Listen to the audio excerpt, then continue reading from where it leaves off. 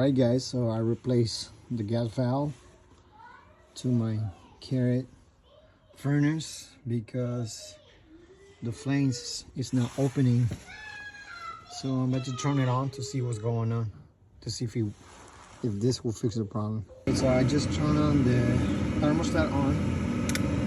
Industrial fan is coming on, and this is going to activate this switch. That when this switch get the click, it's going to activate the igniters. There's the igniter coming on right now.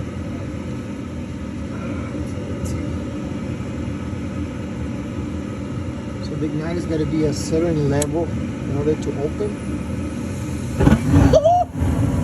Baby, came on.